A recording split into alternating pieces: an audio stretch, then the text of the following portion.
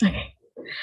Ladies and gentlemen, Ambassador Mayervas, welcome to the Indonesia and the Netherlands Technology Partnership Forum, or INTPF, in 2021.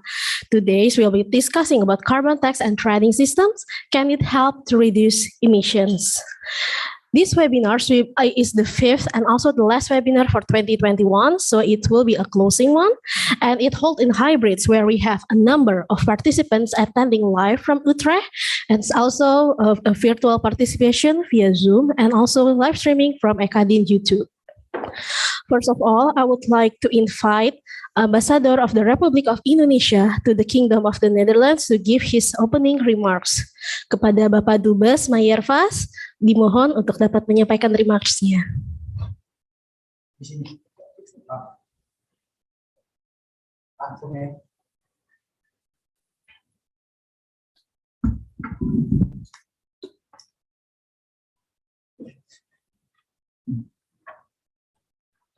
Distinguished speaker and moderator, ladies and gentlemen, Bapak Ibu yang terhormat, selamat pagi dari Belanda dan selamat sore untuk Bapak Ibu yang berada di Indonesia.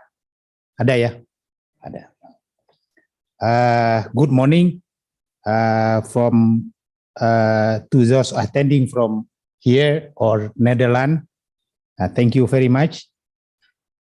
In his recent speech during the COP26 in Glasgow, November 2021, the President of the Republic of Indonesia delivered a clear message on Indonesia's contribution and future plan in addressing climate change. President Joko Widodo also mentioned that, and I quote, "In addition, carbon market and carbon pricing must be part of the efforts to address climate change issues. To implement word into action, President Joko Widodo signed the Regulation Number 98/2021 that regulate the economic value of carbon. The regulation introduced result-based payment for initiative that result in carbon reduction as instrument in the carbon trading mechanism. Using the cap and trade system, Indonesia will limit and allow pollution level that can be traded by business entities within the country and cross-border. Under the law about tax regulation harmonization number 7/2021, Indonesia will also begin to implement carbon tax, starting with carbon tax on coal-fired power plant in April 2022.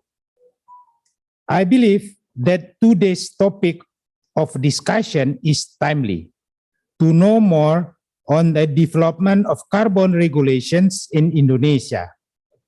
In this regard, I welcome the presence of Ibu Farih Indah Harika, policy analyst from the Center for Climate Finance and Multilateral Policy, Ministry of Finance of Indonesia.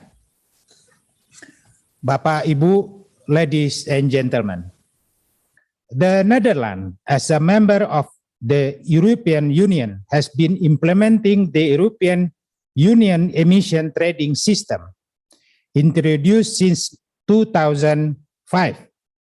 The EU ETS is currently the largest greenhouse gas emission trading system in the world. The Netherlands Industry Carbon Tax Act is also scheduled to enter into force on January 1st, 2021. During the early phase of carbon market and tax system in Indonesia, I believe that sharing experiences of Netherlands and their strategy could provide valuable input with additional expectation that the discussion could explore a future stronger bilateral cooperation in this area. In this regard, I welcome the presence of Mr. Paul Van Baal, Senior Policy Advisor, Ministry of Economic Affairs and Climate Policy of the Netherlands. I look forward to know more on the progress, achievement, and challenges of the implementation of EU ETS in the Netherlands, including the preparation to implement the Netherlands carbon tax. Bapak, Ibu, and ladies and gentlemen, one of the most important actors in implementing carbon tax and carbon trade and tax is the business entities. They play a key role in ensuring that the carbon policies can be implemented and could achieve the target of to reduce emission. In this connection, I would like to welcome Mr. Richard Middle, Manager Strategic Business Development of Groningen Seaport, and Bapak Yusuf Didi Sutiarto, Director of Human Resources Management of PLN. I do hope that the presence of the business entities could complete the discussion from the business perspective, especially on the role and contribution of renewable and sustainable energy to the carbon emission trade system. Bapak, Ibu, ladies and gentlemen, today's webinar is the fifth and the last event of the year 2021 under Indonesia-Netherlands Technology Partnership Forum, INTPF, a collaboration project between the Embassy of Republic of Indonesia in The Hague, Bandung Institute of Technology Alumni Network, Netherlands Chapter, and Energy Economy Indonesia.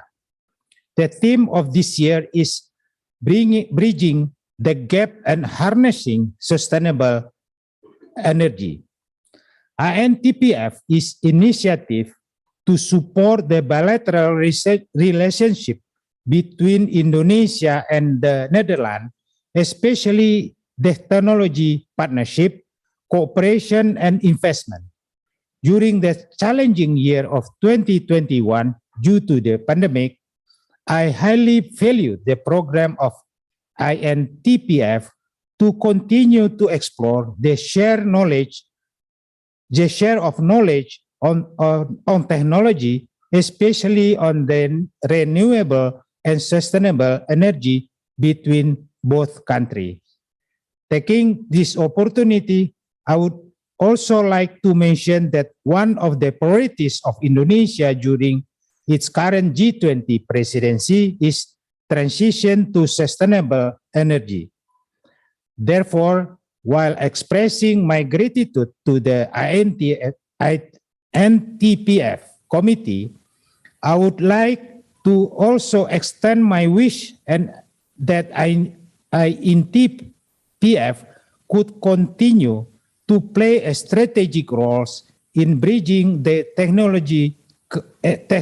technological transfer, cooperation, and investment to support Indonesia transition to sustainable energy. In closing, I would like to welcome Ibu Mutia Prameswari Rohimans as the moderator of today's seminar, and I wish everyone a fruitful discussion. Terima kasih. Thank you.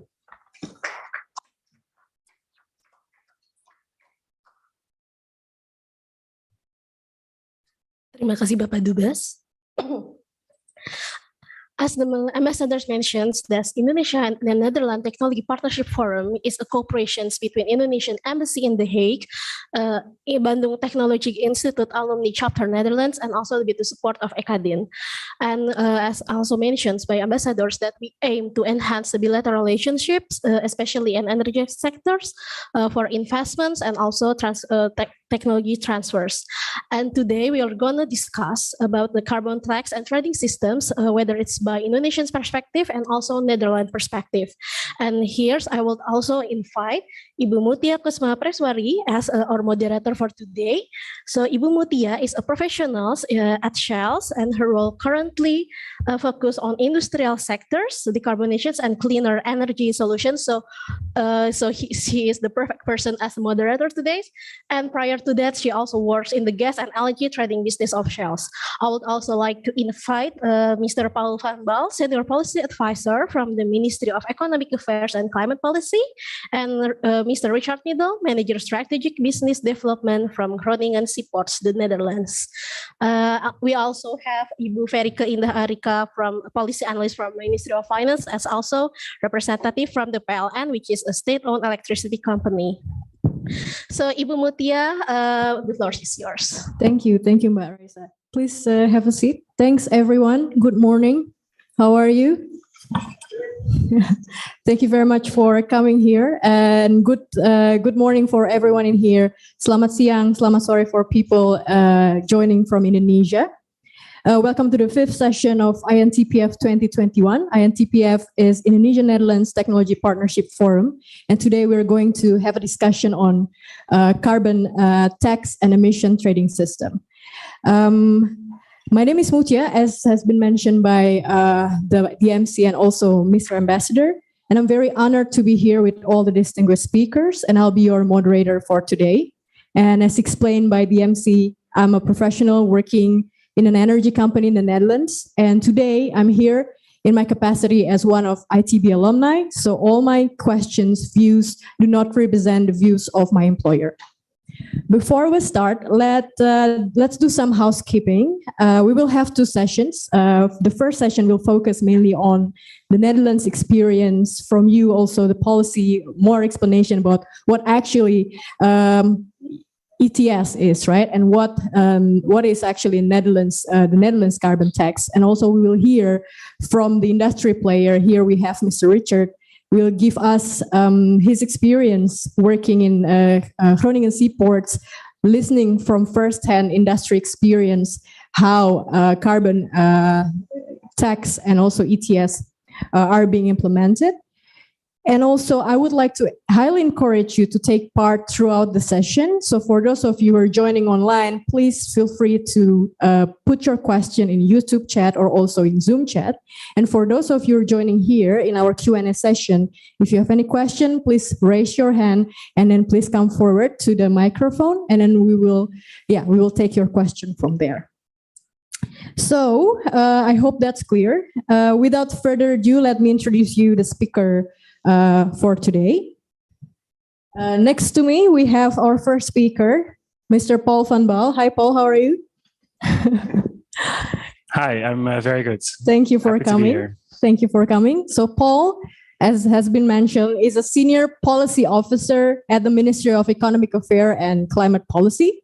And he's an expert on climate policy and carbon trading, and focuses his work mainly on the EU ETS system, EU emission trading system. And he's also not only focused on the policy, but also in the national implementation of the ETS and related climate policies. Yeah, so he's really the perfect person to be here explaining us about the ETS and also Netherlands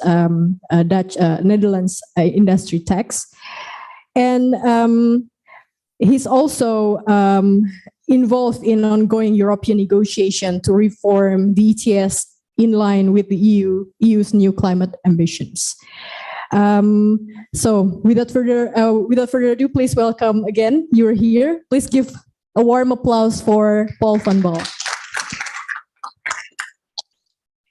And our second speaker is the gentleman next to Paul. His name is Richard Middle. Thanks, Richard, for coming. He's also a professional with over 15 years of experience in commercial and business development in the energy industry. He's currently the manager of strategic business development at Groningen Seaports. It's an industrial complex. I think Richard will explain more about Groningen Seaports in his presentation. And in this webinar, he will share the lessons learned of the implementation of carbon tax and also ETS carbon system from the industry point of view. We have two other speakers who will join us in the next in the second session. We will have Ibu Verike Indah Arika, And also we will have Mrs. Kamia Handayani, PhD, who will be representing PLN, or state-owned electricity company in Indonesia, for the second session. So we have everyone we need right now from the Netherlands.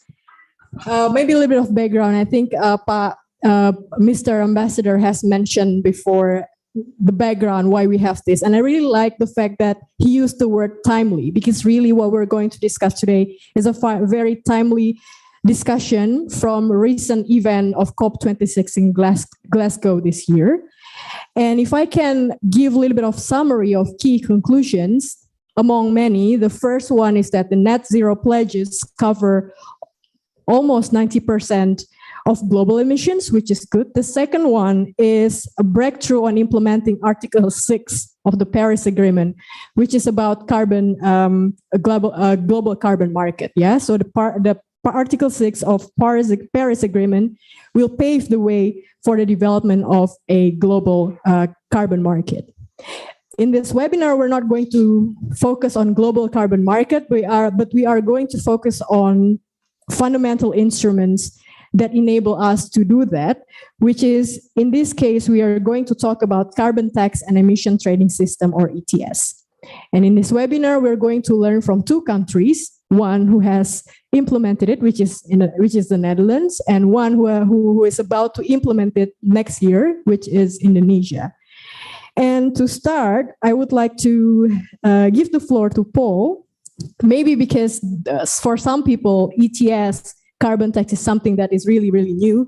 I would like you to first explain to us briefly what is actually ETS, EU ETS, what is actually carbon tax, and maybe you can elaborate more on how do Netherlands carbon tax work in conjunction with EU ETS. Thank you for that introduction, Metja. Very kind of you. I was asked to talk a little bit about carbon trading, emissions trading, and carbon taxation. I have prepared a few slides, so maybe if we can put those up. I think the main principle of carbon taxation is to put a price on emissions. So that's companies, industries that actually do emit greenhouse gases have a financial incentive to reduce those. And the companies that offer green solutions, green innovation, actually have a chance to enter the markets because their competitors are more expensive than them because of the carbon trading. Now, there are many, many ways to put a price on emissions. And today I'm talking about two of those, the European Union emissions trading system, where companies and industrial installations, they can trade emission allowances. And through that trade, a carbon price comes up in the markets. And the Netherlands industry carbon tax, which is based on the EU ETS, but it actually has a fixed price. So it's a very intricate instrument that I will explain after I first introduce the emissions trading system. So if you can maybe go to the next slides. The idea of emissions trading is very simple. Every company that emits CO2 has to have an allowance to emit that CO2. So they monitor their emissions on a yearly basis, and at the end of the year, they have to surrender those allowances. Now, those allowances can be bought on the markets, they can be traded between companies, and they can also be given away for free under certain conditions. But in principle, those markets are tradable, so a price exists. And because the amount of allowances are limited, we can actually reduce the total emissions that are covered under the ETS. Currently, the EU ETS covers about 40% of all European emissions in the industry sector, the electricity sector, and the aviation sector. And as Metja announced, the European Union is currently reforming the European trading ETS for the new higher climate ambition. This initiative is called Fit for 55. And under that proposal, more sectors will be covered by the trading system. The goal for this system is to reduce the emissions by 43% in 2030. And under the new target, it would be 61%. So I think this is very briefly, without taking too much time, the introduction for emissions trading. But as I said, it's more of an emissions allowance trading than it is actually emissions trading. No CO2 is actually being traded. It's all a financial instrument, the emissions allowances. So you can go to the next slide, please. As I said, emission allowances can be bought on the markets or they can be received for free. in the European Union, to combat the risk of carbon leakage, which is what we call the situation when an industrial installation moves their production capacity to outside the European Union because of the high CO2 costs inside the European Union, taking away the emissions, so the carbon leaks to outside the EU, but also the employment and the economic activity. So this is a highly unwanted situation. In order to do that, to mitigate this risk, we allocate a certain part of the allowances to industrial installations for free. And we do this based on so-called benchmarks. And benchmarks are basically the amount of emissions that the top 10% performers emit to produce their products.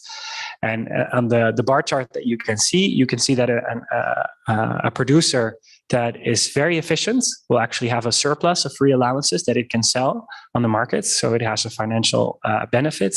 And an industrial installation that emits more than the top 10% will actually have a shortage, and it would have to buy extra allowances on the markets. So this way, the financial incentive to reduce emissions stays in place, but the overall financial burden is not too high for the companies that are at risk of carbon leakage. Now, these emissions allowances are tradable on the market, so a market price exists, and this is pretty much market fundamentals, the difference, the balance between supply and demand. And as you can see on the graph, this price has been skyrocketing the last few months. And actually, there's many reasons that we can discuss if anyone is interested on why this is happening. But I think one of the big reasons is, as already mentioned before, that the climate ambitions of the European Union have been increased substantially. So all the companies are expecting that the amount of allowances will be reduced substantially, hence the price will go up. Now, so you might be wondering, this whole intricate system of trading allowances, what has it actually achieved? If we can go to the next slide. We see here, since the introduction of the EU ETS, the emission levels compared to the 2005 levels in the European Union and in the Netherlands. And there are many reasons why the emissions have reduced, not only the ETS, there's also other policies in every country to reduce emissions.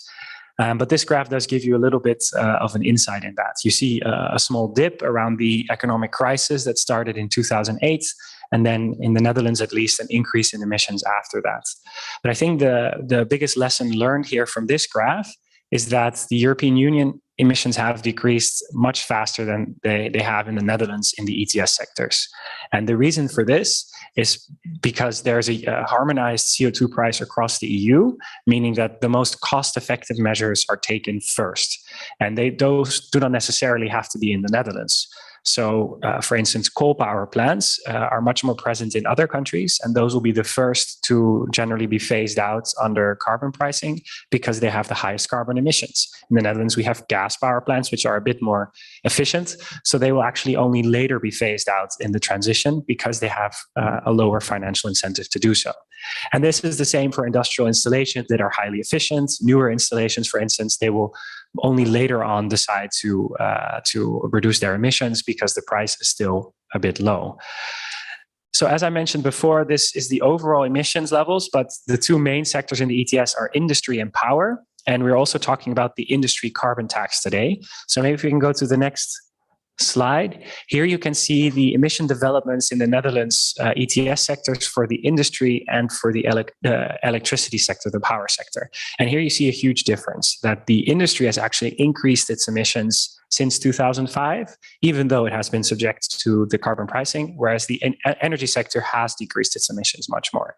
This is, of course, also due to the fact that sustainable energy technologies, wind, solar, are much more cost effective than industrial decarbonization, which requires much more expensive technology, but also because the Netherlands has simply gone through quite extensive economic growth after the recession ended, meaning that a lot more production has actually come to the Netherlands. Now, for the European system, this is not a problem at all. The European emissions have decreased. You've just seen a shift to where those emissions take place. But of course, there's a genuine national ambition to also reduce emissions at the national level, if you just look at the Netherlands level. So in 2019, the Dutch government negotiated a climate agreement with all the different sectors. And one of the sectors being discussed with was the industry, how to reduce emissions to reach the national climate ambitions, because of course rising emissions are not in line with that ambition. So that is why we have this Netherlands industry carbon tax. Maybe we can go to the next slide. As the ambassador said, it's still very new. The industry carbon tax was only put in place this year. So a lot of the systems are still being tested. No company has had to surrender any allowances under that system yet. So the lessons for implementations are very few.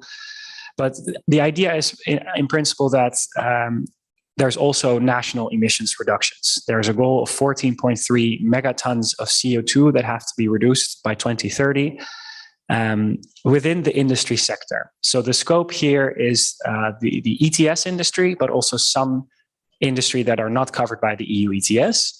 Notably, the electricity generation, which is covered by the ETS, is not under the industry carbon tax. It's purely for the industry. The electricity sector got their own different policy to implement the targets. So to lower the administrative burden on companies to be subject to two systems at the same time, which of course can be quite difficult, the idea was to mirror the national carbon tax as much as possible on the EU ETS, meaning that the monitoring, reporting, verification of emissions is identical.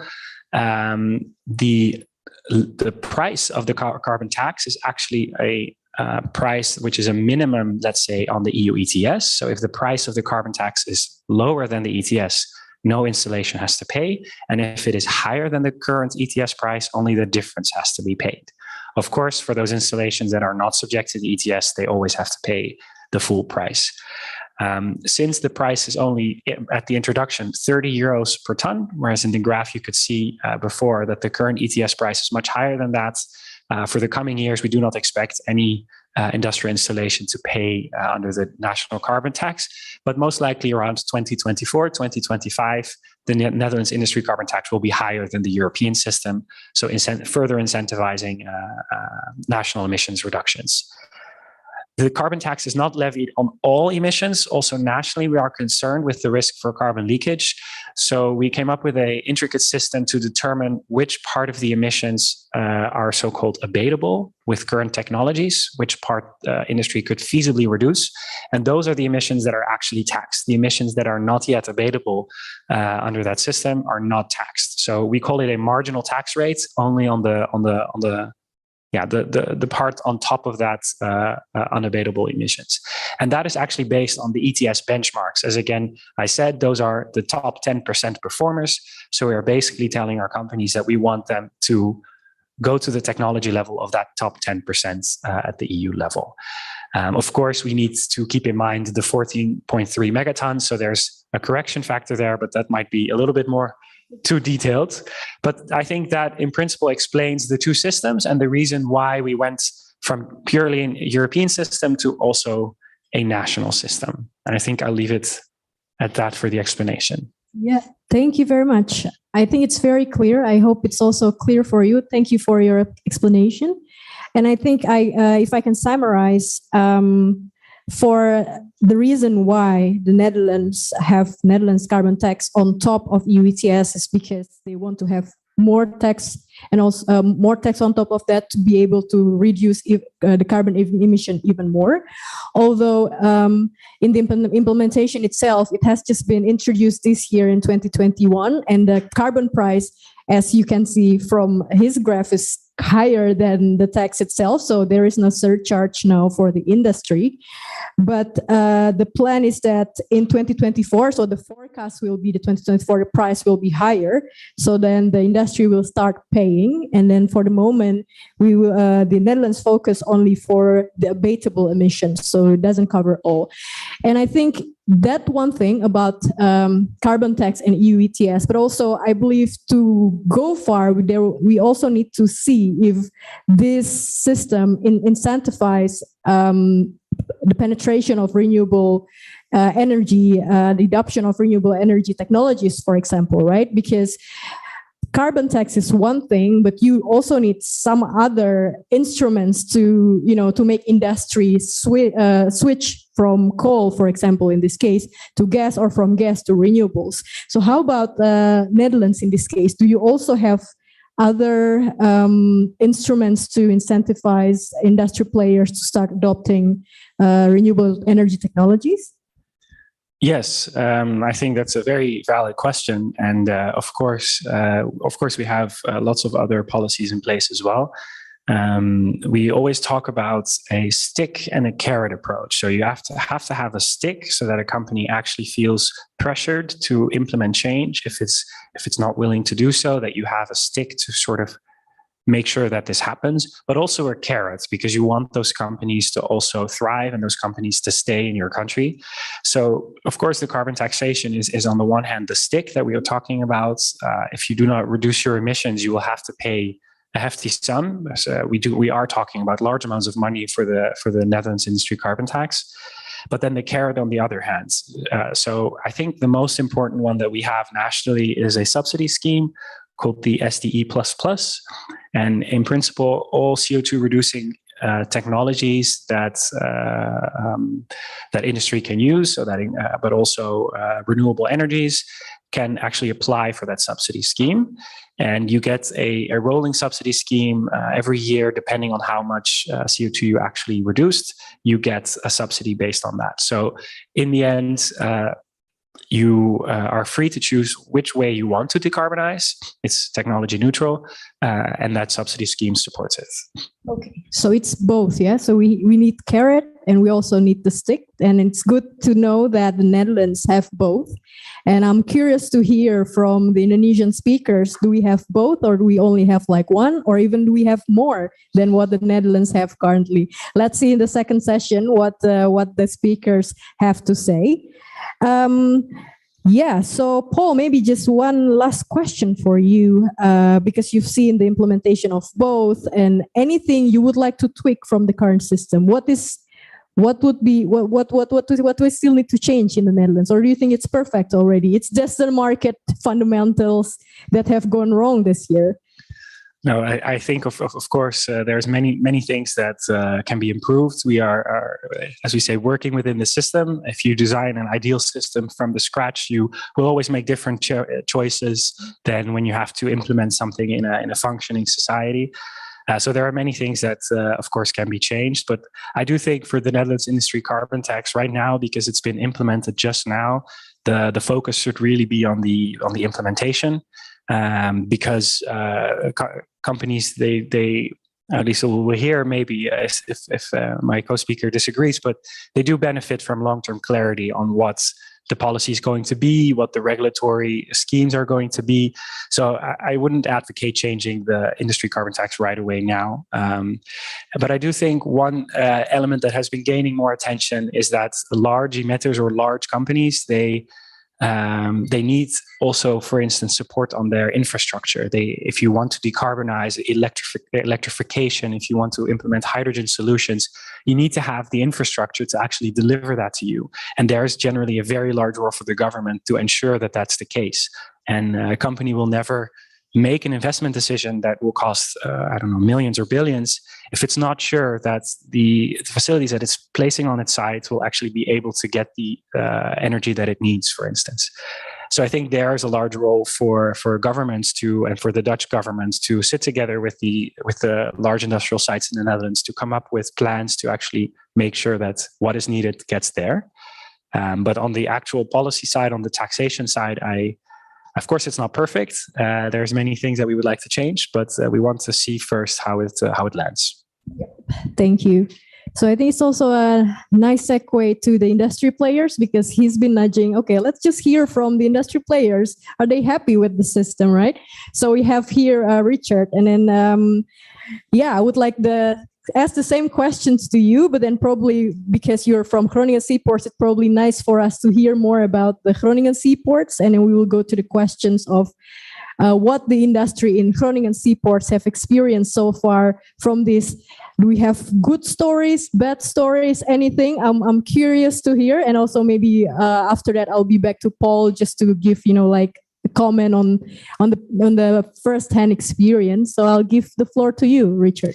Thank you very much, Mutya, and thank you very much for the invitation. I'm very honored to be here today and have the opportunity to tell our story. As said, I'm working for the company Groningen Seaports. And in this presentation, I will tell you something about the Groningen Seaports. And I will also tell you a bit more about how we try to achieve as Groningen Seaports our goals in the decarbonization, not only as a harbor, but also with our client base and also the future customers who are willing to invest their company in our region. Please, next slide. Our mission as Groningen Seaports is exist to responsibly and sustainably promote economic activities and accordingly employment at the ports. Employment is very important for our region. And of course, we also would like to create business sites and other logistic hubs because we are a central point with our harbor, but also with rail and also the roads.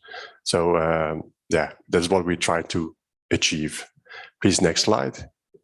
And just to give you an idea of Groningen Seaports, Groningen Seaports is located in the north of the Netherlands, and Groningen Seaports has two harbors. One harbor is the Eemshaven. It's located at the left, on the right picture, on the left top. And that's really focused more on energy in a broad perspective. And the second harbor we have is Delfzijl. And that's more a chemical cluster of companies. Please, next slide. And our strategy, I will focus on the right side of the slide. Our strategy is that we focus in our product market combination on energy and data. That's especially focused in the Eemshaven, where we have approximately 8,000 megawatt of installed capacity by gas, coal, but also sustainable energy, green energy. Then we have the chemical and circular economy, so the bio-based, and that's primarily focused on the Delfzijl area of our authority. Please, next slide. Yeah. We started, not we started, but the Dutch government started a program and invited, I think, 6 regions in the Netherlands to come up with plans as an industry, how we can achieve the goals which were set in the Paris Climate Agreement. And Groningen Seaports was the chair member of one of those tables. And we had this industry cluster of the north of the Netherlands. So what we did is we organized roundtable conversations with the objective of to get as much as possible input on how we, as a whole group, can achieve decarbonization.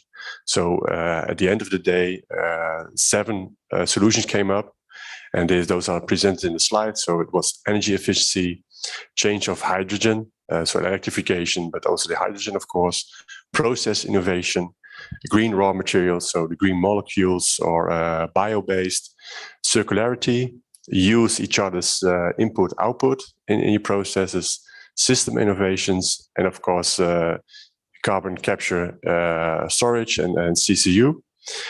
And this presentation, what I will do is give you more elaboration on some further programs, but also on some projects and practical projects which were run by companies. So if you, next slide. Maybe good to show you is, this is a little bit different than the slide of Paul, where he showed that the industry did not do any reduction. But in our case, in the north of the Netherlands, we see, if you look back from the past to 2019, what we have achieved is less carbon emissions, but we increased the production output. So that means that we have made good steps in decarbonization. So all the steps we have made, so the 7 suggestions from this roundtable discussion, already some parts were already implemented and the results have been seen. And from the roundtable discussions, 33 new projects were identified with an investment scheme of 2.8 billion. So that's a big achievement and also a big challenge for the future to reach that and to, of course, reduce carbon. If you can show the next slide, we have organized ourselves as Groningen Seaports, but also as a chemical cluster, not only Eemshaven, Delfzijl, but also in the area more to the south, located at Veendam and in the south of the province of Drenthe. There you have a kind of backbone of chemical clusters, and they're all integrated to Gemport, and there where we try to attract new companies, but also look at synergies. So if you can go to the next slide, then we'll try to go a little bit more deeper towards Groningen Seaports. Here you see also a grid of different companies who are working together with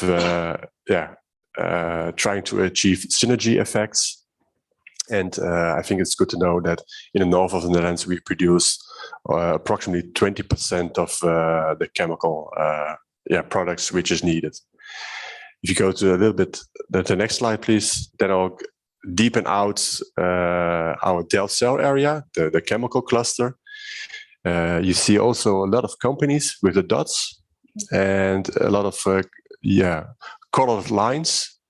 And those colored lines indicate the synergy effect. So then you talk about system innovation, process innovation, etc. So companies try to have an advantage from each other.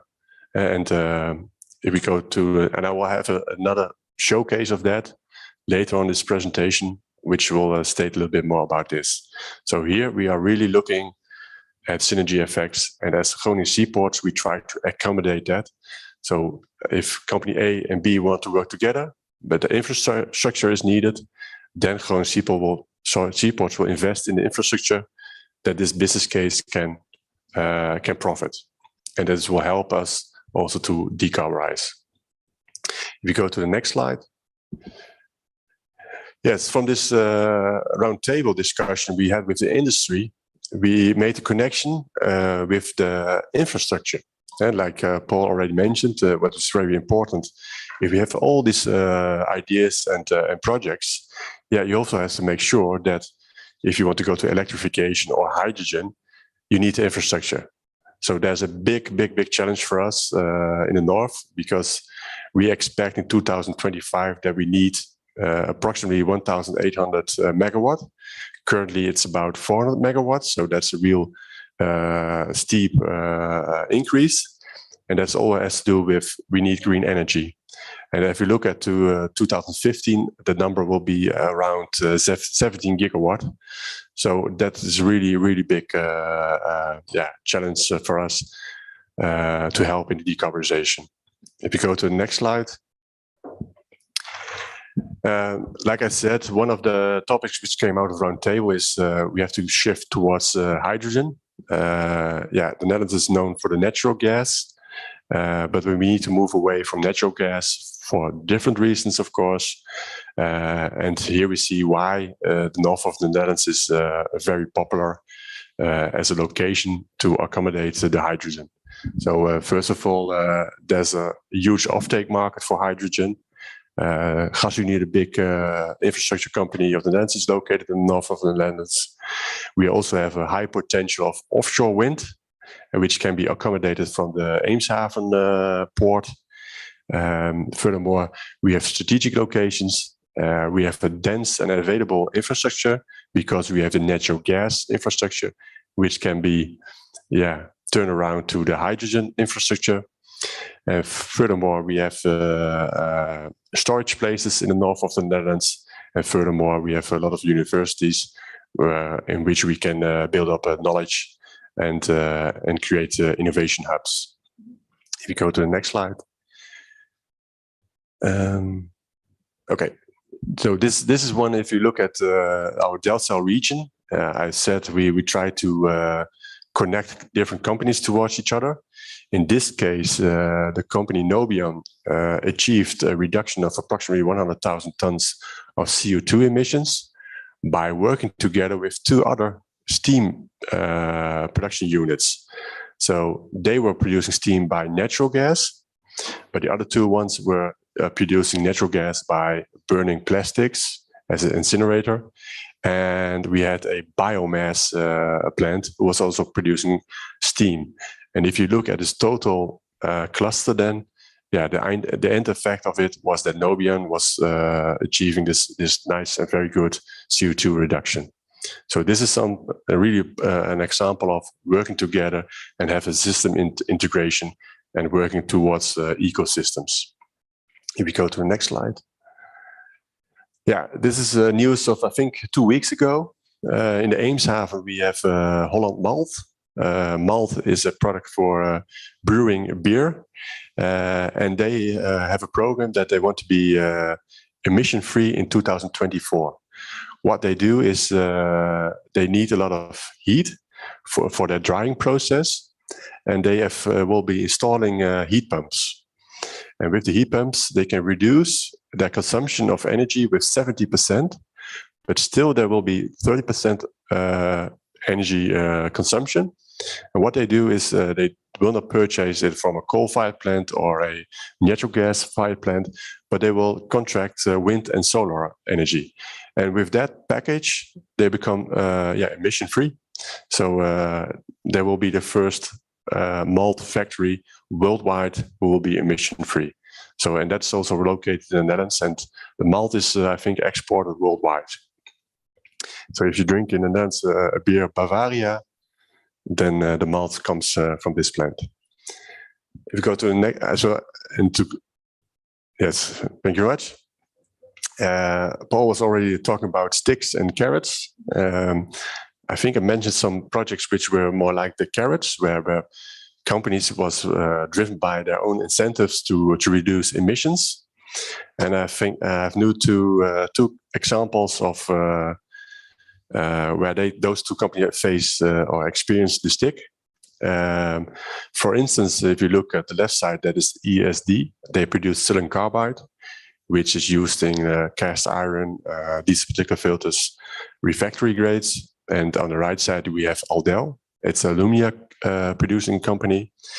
They have that CO2 emissions. But if you look at the chemistry, for instance, to produce silicon carbide, you cannot change nature, because each ton of silicon carbide you will produce 2.5 tons of CO2. There's no way you can trick chemistry or nature. So, and they are already, if you look at the merit order in the silicon carbide business, they are the number one. If you look at the environmental friendly, lowest emission, etc. And Aldel, that's also the case that they are very efficient in producing the alumina. And both products are products which we need in society. So here, as Paul said, the government has to make real decisions on which industry do we want to keep, which industry do we want to promote. And I think, especially for ESD, but also for Aldel, one of the lessons learned is level playing field. Not only level playing field within Europe, because competitors in Europe, you also have different regulations, but especially also worldwide. If in the case of ESD, they have competition in Romania, they have competition in Spain, but they are the only factory with a power plant because they reuse the process gas, and now they're more or less punished. Or we can say the Romanians also need to incorporate it on the ETS, which is not the fact. So there's a production cost disadvantage, and especially the big competitions in China. So they really need to fight for their position, although it's a very green product. So the lesson learned, level playing field. And of course, there's also a regulation on supporting these companies, and it would be wise, especially because other states in the European Union already implemented it, is to support these companies by indirect cost. And I think that's the end of my presentation, and with some practical cases of in the area of Groningen seaports. Thank you, Richard. So I think if I have to summarize, there are two stories here, right? First is that Groningen seaports is way is above the expectation because the emission is decreasing and then the production is increasing. So probably there is an industry cluster somewhere in the Netherlands where they emit more than what they used to, right? If we just look at the numbers in perspective. So that's one. The second one is about competitiveness, right? Because you said carrot and stick. Some companies are really encouraged to invest in renewable energy solutions to make their production carbon free, but some others also willing but struggle to compete with similar industries elsewhere from Romania or even from China, for example. And I think you mentioned a little bit that there is an incentive from the EU and also from the Netherlands government to keep this industry, but maybe for you as a policy maker, Paul, to elaborate more about that, because it's against the debate environment versus economy at the end, right? Where is the delicate balance? So I don't know, maybe you can elaborate more about that before we give the chance for the audience to ask questions. Thank you. I think it's a very valid question on both sides, and it's a very difficult one to answer as well.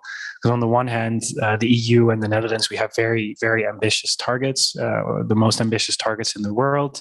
And on the other hand, we do want to keep our industry here. So we always try to find a balance. We are always starting off from looking at a level playing field at a global level. Of course, this is very difficult to achieve. So then the second best would be at the European level. This is why the Dutch government is very much in favor of the EU ETS as one of the main instruments at the EU level. And then, of course, if this still doesn't give us the results we want, we will also implement national policies, and all the while trying to design our policies so as to reduce the risk that companies actually are forced to leave because of our climate policies, because we do want to keep our industry here. So I'm very much aware of the situation that was just described with the indirect costs, and I think we have to find out a solution here, whether or not we can still keep on supporting those industries. That's not my decision, unfortunately, but I do recognize that it's always a delicate balance. So at the European level, we can actually stimulate a level playing field. We can advocate for that, but at the global level, it's much more difficult. So the ambassador also mentioned COP26 earlier. That is a place where we do try to get other countries on board with higher climate ambition. And you said that by now 90% of the world is covered by net zero emissions. So I think that as soon as other countries start implementing those targets with real policies, then those industries in those countries will also be forced to decarbonize, which will make sure that there is a global level playing field as well, or a much better level playing field, let's say. And on the other hand, the European Union and the Netherlands is definitely in favor of this, is also trying to stimulate other countries to also adopt those policies. Notably, there's currently a proposal for a border correction mechanism, the carbon border adjustment mechanism, which will actually force importing companies to pay for the emissions that they are importing at the same level as that EU companies have to pay for their emissions for their products. So in this way, at least companies within the EU will be protected against competition from imports from outside the EU. And I think this is a step in the right direction. Of course, in an ideal world, we don't need such a mechanism. In the ideal world, every country is also implementing policies to decarbonize. But in the world that we are currently living in, this might be a necessary step. Yeah, I agree. So it's really a long journey because everybody needs to be in the same playing field so that we can, trade fairly. People can honor the environment as well as flourishing for their economy, right? So really appreciate your explanation, Paul and Richard. Thank you so much for being here. Let's open the question from the audience. Maybe we can start from the audience here. If any questions from the audience, please raise your hand. Okay. You may come forward to the microphone, or probably for people in. Or you can also, it's better with the microphone, Pak. With stand mic, yeah.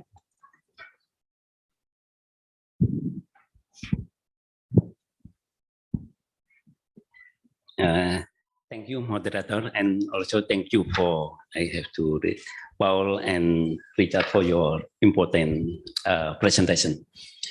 If we talk about the emission rate and ETC, so it means we talk about the new, the no and future. We talk about the new energy, we talk about new renewable energy, we talk new technology, etc. So for information, I'm Kusno, transportation attaché. In transportation, we try to also to increase to reduce the emission for the in national policy. And Paul mentioned for the cover for the emission for the four sector, this is cover 40%, include for the aviation and also shipping. My question is, do you have the action plan maybe for the four sector?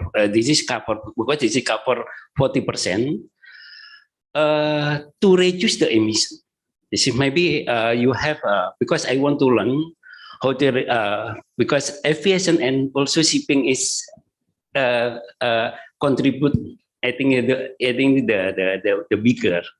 So I mean, do you have for the national policy in Netherlands? And how about the, because we talk about the emission tax. For the example for the KLM, do you pay to EU for the tax, and how much for 1 year, for example, and how to reduce, and also for Richard, because for the Groningen seaport, how do you monitor? How do you verification for in your seaport? And I believe that maybe seaport to be the green seaport like that. Maybe you have also policy like that. Okay, thank you. So I think the question for you first, for the key action plan for shipping and aviation, and also maybe I think he asked also about the mechanism how the Netherlands pay to the EU for the more the carbon tax that it needs to the carbon emissions to reduce emissions. Yeah. Maybe So first, very briefly on the aviation and the shipping. So the aviation is already in the ETS since I believe 2013, and the shipping will be introduced according to the current proposal in a few years. I'm not an expert on transportation, so I don't know too much detail about other policies that we have for these sectors. I do know that at the EU level, there's also a fuel policy, let's say, blending obligations for sustainable aviation fuels, and policies to reduce the emission intensity of the fuels in shipping. But I think these two sectors are a real illustration of how national policies are very difficult or maybe not the right level for a very international sector.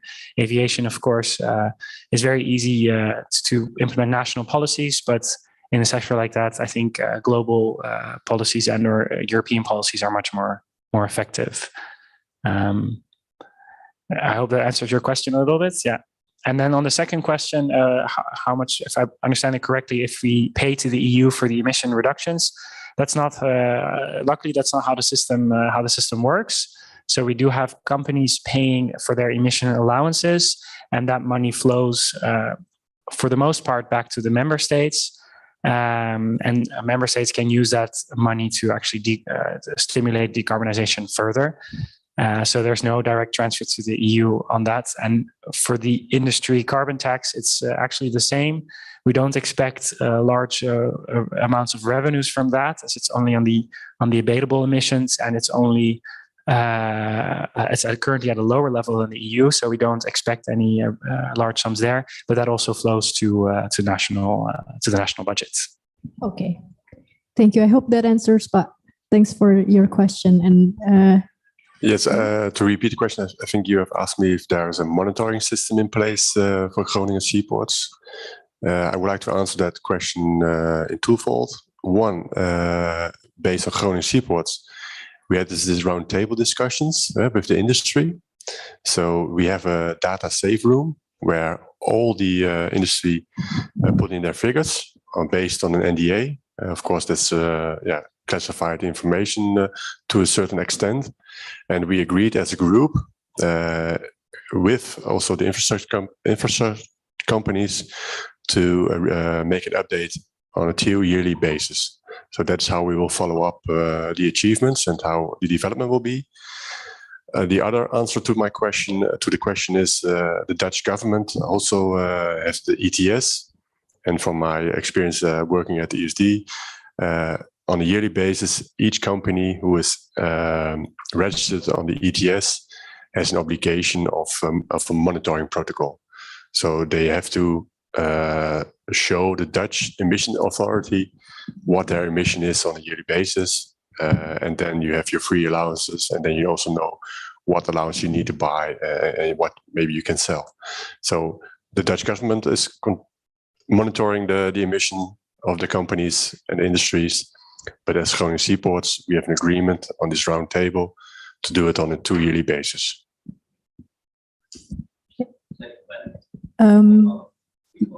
Okay, just one. Do you have the regulation regarding reduced emissions? That government regulation to reduce emission. I want to know what the detailed program for the Dutch government to reduce. Like, for example, in Indonesia, we have to change the new energy from the fossil to electric, one in airport. And also we plant some trees, for example, in airport. Like this is our policy, Indonesia policy. If I can learn policy here, maybe this is more benefit for me to how that's government to make to reduce the emission. Thank you. This is maybe any regulation like that. Thank you. So maybe just like a detailed information on the action plans of the Dutch government to reduce emission, where he can find it, probably, because we cannot cover it today, but maybe if you can refer to a link or a website where he can find it. I think it's a very valid question, but it's too hard to answer this question in the limited time here. We have policies covering almost every aspect of Dutch life and the economy to decarbonize. I think a great starting point would be the 2019 climate agreement.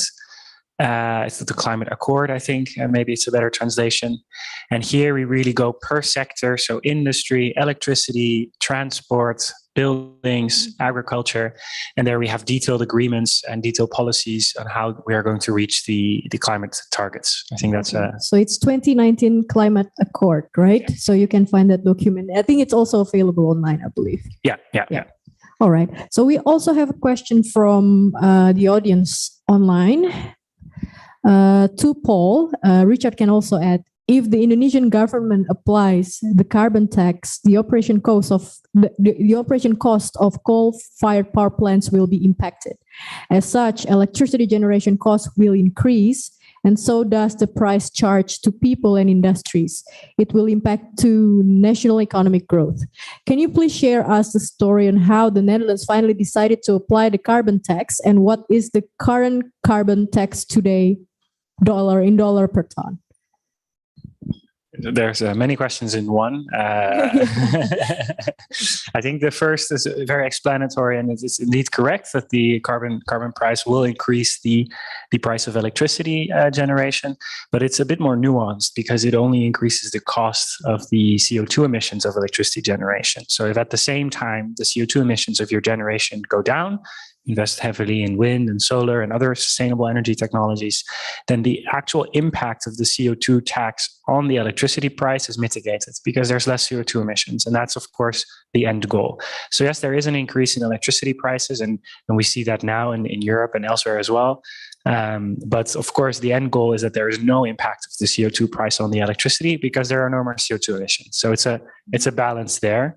And on the other hand, the higher energy price also for consumers stimulates them to implement efficiency measures, more efficient machines and household utilities. So there's also an added benefit there. Of course, you have to pay attention that everybody can still afford the energy. We don't want to come into an energy poverty crisis. So there's also policies to mitigate that at the same time. I think that's maybe the best I can say about this. The discussion on introducing any sort of pricing or taxation is always very difficult for always very similar reasons, risking poverty or distributional effects. And I think it's always a matter of finding the right tools to accompany those measures so that you keep in place the incentive to reduce emissions without the negative side effects. Yep. And also on the current carbon tax today, $1 per ton. Do you have the latest and greatest? It's skyrocketing. I think we hit the ceiling of 90 euros per ton, which I guess is $100 or $110 per ton recently, but it went down a little bit again. So I think it's at 80 now, Okay. but I'm not 100% sure. Yeah, Richard, please. If I may add to the question, higher electricity prices, it also depends in what kind of industry you are. If you are working business to consumer, of course, the consumer will experience a slightly higher price. But depending on the product, if it's luxury, he will be willing to pay it. Right? Yeah. But if you are looking at business to business, then we see that companies are suffering the high prices. So the natural gas prices at the moment, if you look at the fertilizer industry, they are suffering at the moment. Alumina is suffering at the moment to keep up their cost price because electricity is, let's say, 40-45% of their cost price. And that's the same for silicon carbide. So in my case, I've been working at ESD, total consumption of 400,000 megawatt hours per year. €1 price increase would be 400,000 euros. So that is the magnitude, and the margin you make on this project is very, very small. So yeah, it has a direct impact. Just to elaborate a little bit on that. Yeah, and it happens everywhere, right? Not only in Indonesia, even in the Netherlands, in EU, you will face the same problem. So it's everyone's problem at the moment. That's true, and there's also the challenge for the politics and the countries to make right decisions on how you see the future, and that means that you take positive actions or decisions, but you also have to make some hard decision on what do you want to promote or stimulate, and be clear on that, and help those companies then further. Thank you. I think that was the end of our Q&A session, the first session. I think we will go straight to the session 2, in which we will have 2 speakers from Indonesia. So I'll introduce them. Maybe first I would like to check online if I can hear them. Okay, together with me, I have 2 ladies, Ibu Ferika and Ibu Kamia. Welcome to the INTPF 5th webinar. Can you hear me loud and clear? Yes, Miss Matia. Yes, Matia, hello. Yeah, thank you. Thank you for coming. So now let me first introduce you. So I think I will introduce Ibu Ferika first. And then Ibu Kamia, I know what you do in NPLN, but please help me here to maybe elaborate a little bit about your profile. Since I think you're here on behalf of Pak Didi, so I think I would really appreciate if you can explain a little bit about you. So let me first introduce our third speaker, Ferika Indah Arika, or Ibu Ferika. Ibu Ferika is a policy analyst in the Fiscal Policy Agency at the Ministry of Finance of the Republic Indonesia. She focuses on climate-related fiscal policy issues such as climate budget, tagging, carbon pricing, green Islamic financial certificate, or we call it green sukuk, and fiscal instrument for green sectors. Prior to this, she was the subdivision head of energy and industry sector in the Center for Climate Finance and Multilateral Policy covering circular economy, renewable energy, and energy efficiency. And then in this webinar, we're lucky to have her because she will share the Indonesian carbon tax and emission trading system plan, which we plan to implement next year. I heard from Mayerfas is going to be in April 2022, but I think Ibu Ferika can elaborate more about that. And the next speaker, as we have here, is Ibu Kamia Handayani, PhD. Ibu Kamia Handayani is the climate change manager of PLN. PLN is state-owned electricity company in Indonesia.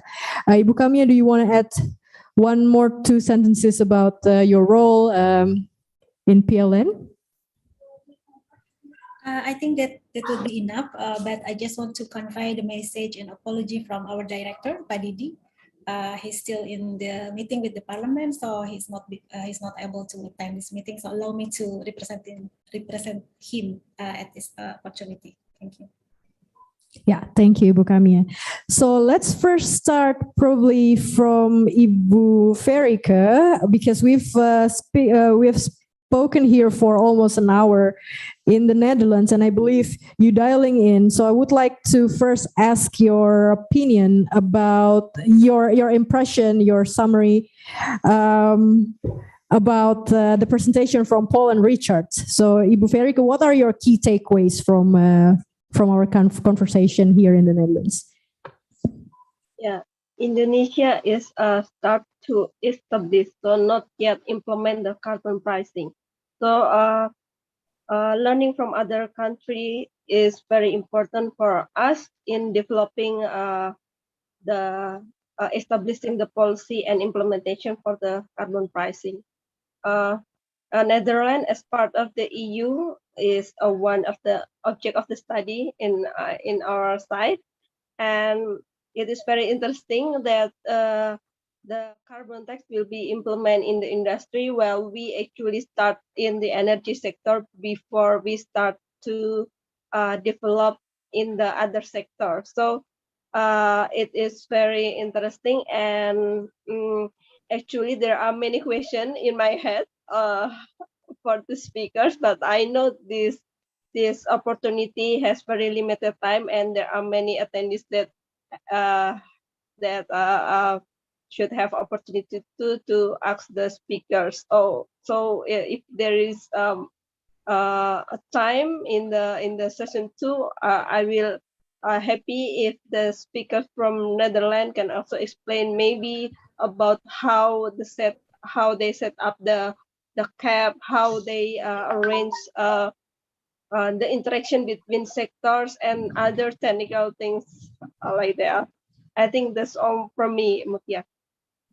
Thank you, Ibu Ferika. Yeah, likewise, I think I would like to still ask a lot of questions, but I think now the session has changed. So first, let's hear from you then about Indonesian carbon tax, right? What are we trying to achieve? The price, policy. I want to know everything because I haven't heard anything, and if I just Google online, I couldn't find anything. So this is really the first information I got, and I'm happy that I can hear it from you today.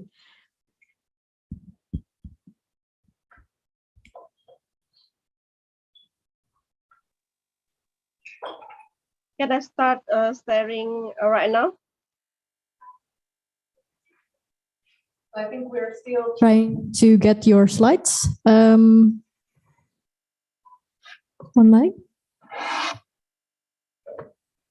Yeah, it's coming. Yes, we can see it here. We can share this. Okay. Thank you, moderator, and good afternoon, Bapak Ambassador, speakers, moderators, and all participants. First of all, I would like to say thank you for inviting me to participate in the discussion on the very important topic for Indonesia, yeah, especially carbon pricing and also carbon tax. And I'm sorry if there is a loud noise from here, as it is raining now in my place. As our time is very short and we don't need to waste the precious time, allow me to directly share briefly about the development of carbon pricing and also carbon tax policy in Indonesia. As the background, actually, carbon pricing is a follow-up policy on our commitment to reduce emission. And I'm sure all the participants have already understand that our total emission is quite crucial. But if we compare to our GDP and our population, maybe our emission is not as significant as several countries. But we realize that we are vulnerable countries. That's why we take a joint role with our global entities to control climate change, including under the Paris Agreement. Our contribution target in the NDC is to reduce emission 29% from the business as usual scenario and up to 41% if there is funding support from developing countries. And this target then derived to several sectors where forestry and energy and transportation are the two sectors with the highest target. This commitment has significant financing consequences. As you see in the table, it is projected that we need to at least 3,500 trillion rupiah to meet the mitigation agenda. And our internal analysis, this financing need can only be met around 60% and not only coming from the public investment, but also from private supply.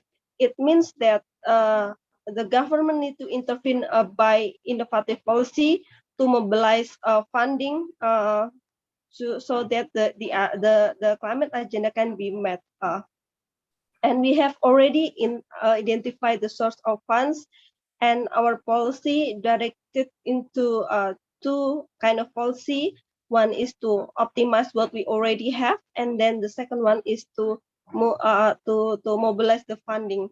We also develop a financing platform, which not only provide a financing facility, but also to catch the opportunity from various funding source. The carbon pricing is the most recent policy to limit greenhouse gas emission, and also actually to as an alternative to finance the Sustainable Development Program. The objectives is similar to Netherlands. It aims to reduce emission, to as a policy intervention to overcome market failure, and as the practice of polluters pay principle, and of course to encourage green investment. We have just established two regulation on the carbon pricing and also carbon tax. The first regulation is Presidential Decree Regulation number 98 of 2021 on implementation of carbon pricing to achieve NDC targets and to control emission in the development. There are several coverage in the regulation, but if we are talking about instruments, the regulation open up two type of instruments, trading instruments and also non-trading instruments. So this regulation give flexibility to the government to develop instrument on carbon pricing. Well, the law number 7 of 2020 is actually concerning about taxation in general. It is, however, it introduced new type of tax, namely carbon tax. And under this law, it is decided what are the objects that can be imposed on tax, who are the taxpayers, how much is the minimum tariff, and who are the stakeholders, and how it will be implemented. So the objects can be the items containing carbon or carbon emitting activities. And the taxpayer can be individual or corporation, and with the minimum tariff of 30 rupiah per kilograms CO2 equivalent. And it will be implemented following the carbon tax roadmap, which is now being developed and will be carried out initially at coal-fired power plants on April, hopefully, as everyone already aware. And this is the our simple plan. In 2021, we target to finalize the presidential regulation on carbon pricing and law on harmonization of tax regulation, and which that has already finished. And piloting of carbon trading in the power sector, it is already finished too, or already started, and will be continued to the real trading. And the other one is developing a technical mechanism for a carbon tax and carbon exchange. This is still ongoing, and I think it will be carried to the next year. And in 2022 we will prepare the derivative regulation from the presidential degree regulation, as well as the law on carbon tax. And Ministry of Finance will focus on the carbon tax management for the power generation sector, while the Ministry of Energy will be focused on the cap and also the technical mechanism and arrangement. And we haven't decided on the tariff, and because it is still discussed. And from Ministry of Environment will be support from the MRV system and also regulation on the carbon trading. In 2025, we expect that carbon trading will be fully implemented and will be expanded to other sectors, as well as the carbon tax. And this is actually can be changed, as we will prepare the roadmap both for carbon tax and also carbon pricing that will be detailed. And there should be a more consideration that will be developed under the roadmap. The piloting. Or you move on. So thank you, Ibu Ferika, for the explanation. So then the price is 30,000 rupiah per metric tons of CO2, right? Which is around €2, €2.5 compared to, it's quite different, because it's going to be my next question on the difference, but then we can already see from the price, and then this is still new. It's quite different there. We have just a little bit of time. Maybe Ibu Ferika, if you can explain your next slide on implementation for the coal power plants, just quickly before we move on to PLN. Okay, and the piloting from this diagram actually, as I want to show, I want to explain that the carbon tax in the power plant sector may be not very different with the carbon and trade, because if you see in the right diagram, the levy it usually imposed on the emission beyond cap and not be compensated with the emission permit and reduction certificate in our system will be named as a carbon tax. So the difference between the global practice with what will be implemented in Indonesia is the definition of the carbon tax itself. And our carbon tax is also can be defined as the carbon tax in general in global definition. So this that make our maybe carbon pricing instrument is unique than other countries. I think I have already beyond the time allocation, and thank you, and sorry for not finishing all the presentation I prepared. Thank you, Mutia. Oh, thank you, Verika. No worries. I believe there will be a lot of questions in which we can come back to your slides again, when we get the questions. So first, let me first ask to Ibu Kania, from PLN, just to check with you the same way I had the interaction with Paul and Richard here, because Indonesia planned to do this, but then the first target is called Fire Plan, which is under PLN, right? So what are PLN plans to comply with it? Because not only before this carbon tax or carbon trading system is about to get introduced, there's already a plan to move to renewables, but then now there is more push, right, for us to do it even faster, because otherwise you need to pay the carbon tax to Ministry of Finance in Indonesia. So what's the plan of PLN to comply with it? Thank you very much, Mutia, for the questions, and also first of all, thank you very much for the invitation to PLN to share our view or our plan for regarding how we're going to comply with the recent regulations on carbon pricing.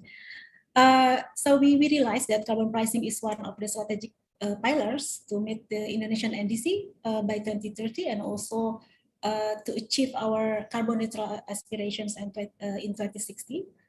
So putting the price on emissions, we hope that it will help us to reduce our emissions.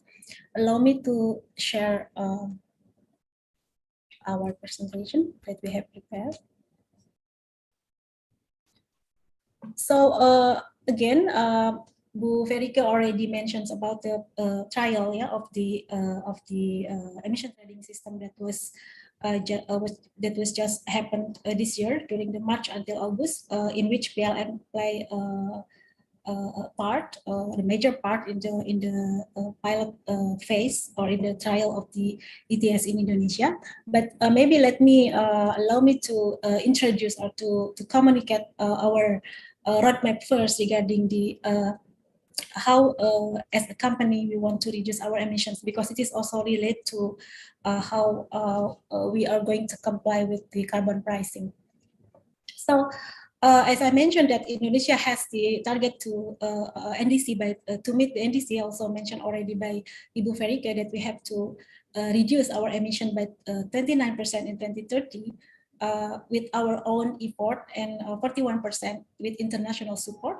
And Indonesia recently submitted the long-term strategies for low carbon and climate resilience, which stated that we want to achieve carbon neutrality by 2060.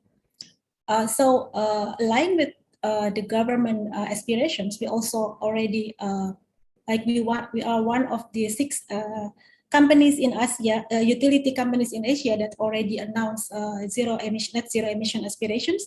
So we want to achieve carbon neutrality by 2060. First of all, we are going to do that by, of course, shift away from high carbon power generations.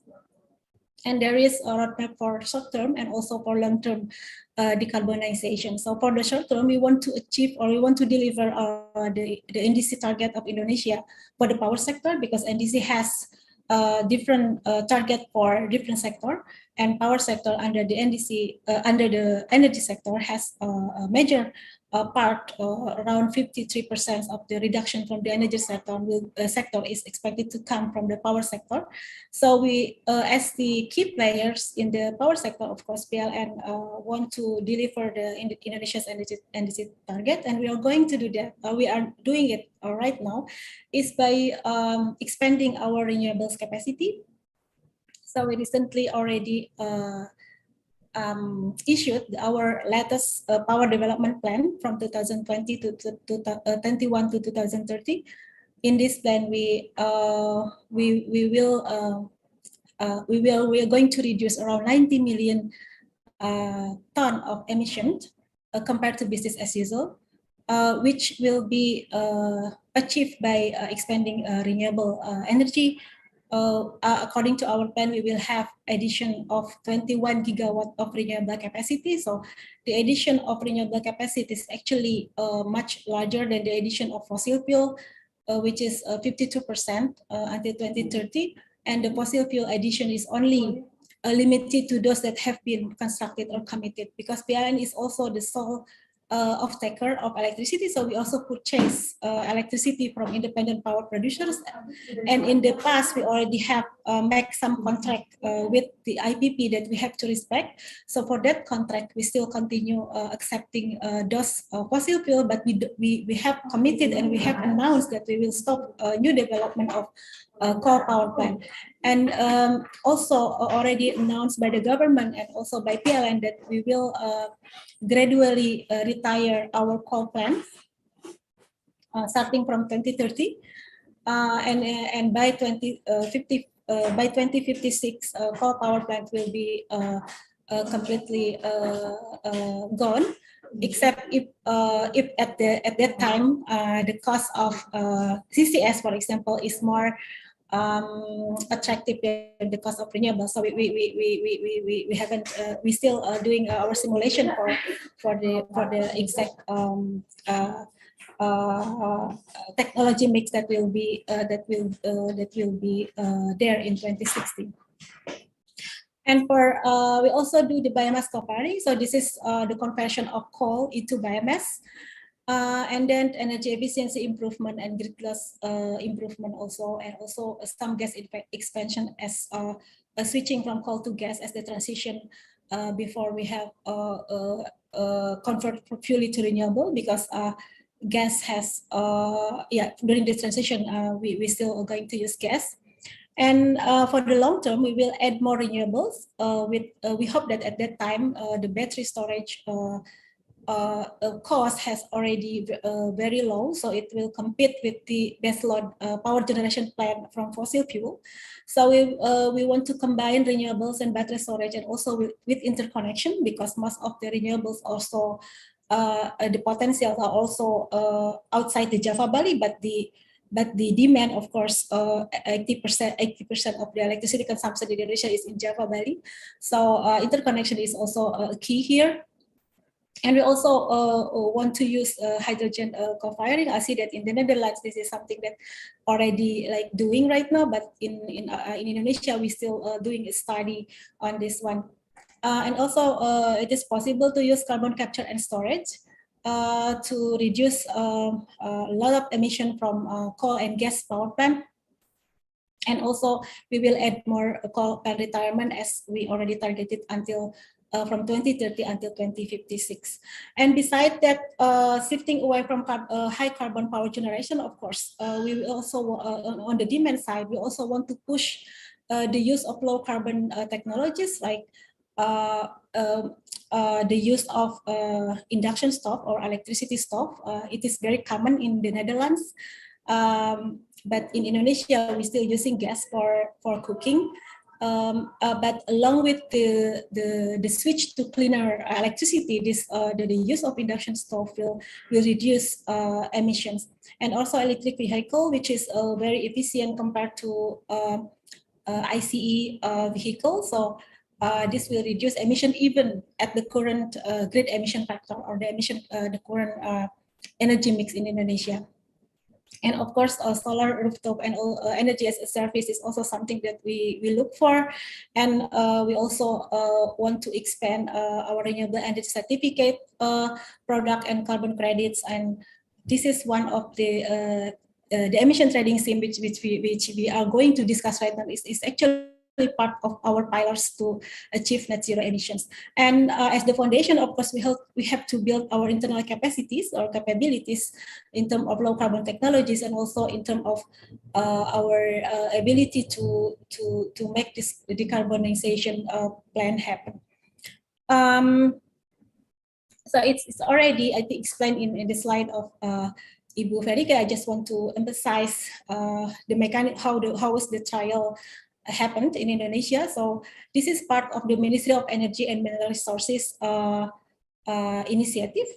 as much as 26 PLN coal power plants, and also there are additional 4, if I'm not mistaken, 4 private coal power plant also participate in the trial.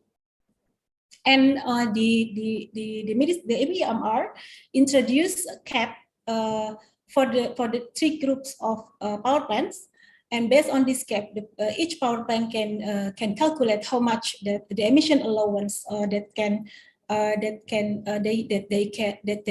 is allowed for them to be emitted. If they have excess emissions, then they have to trade with other installations that have unused allowance. So as mentioned by Ibu Verika, the current price at that time, the trial price between power plants was around $2 per ton CO2.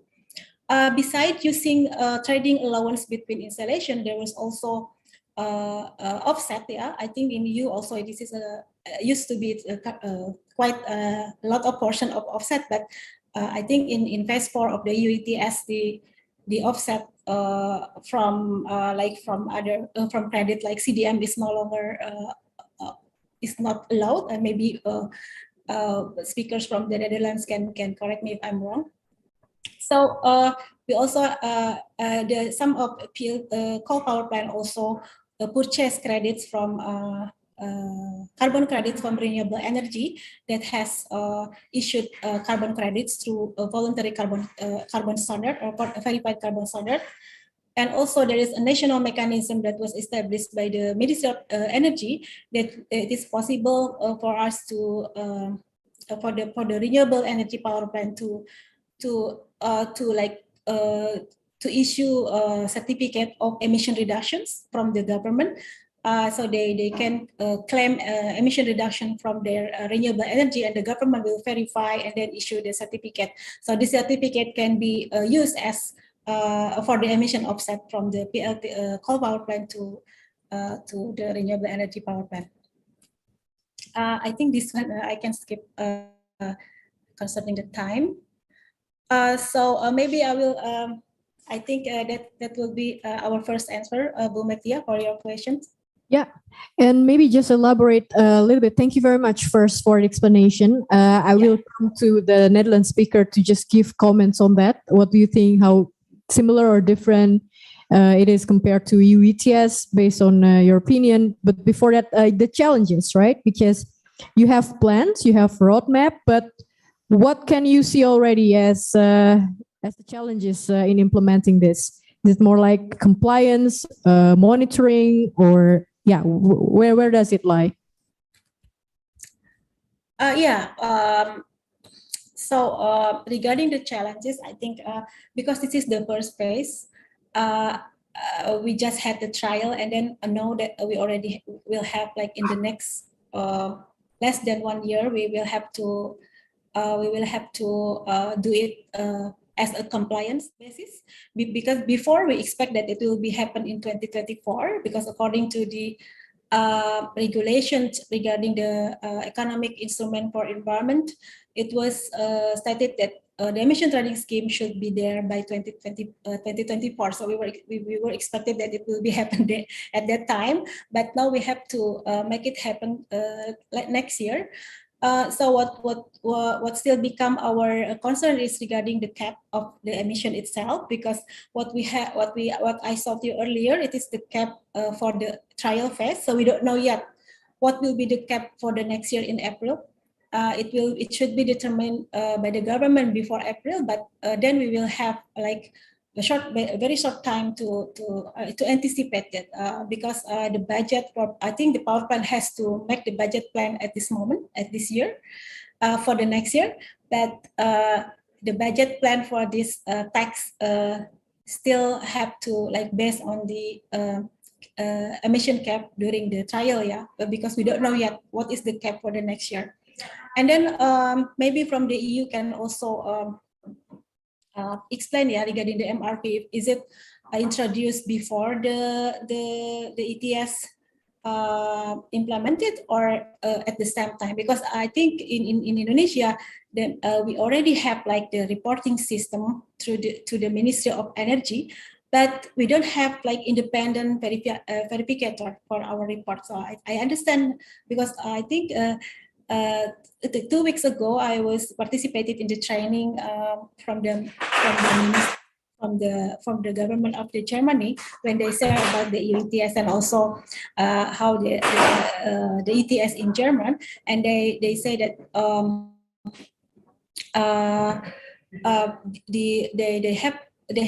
a company had to there should be an accredited entity that verified the company's report on emissions. So, but in Indonesia there is still not there.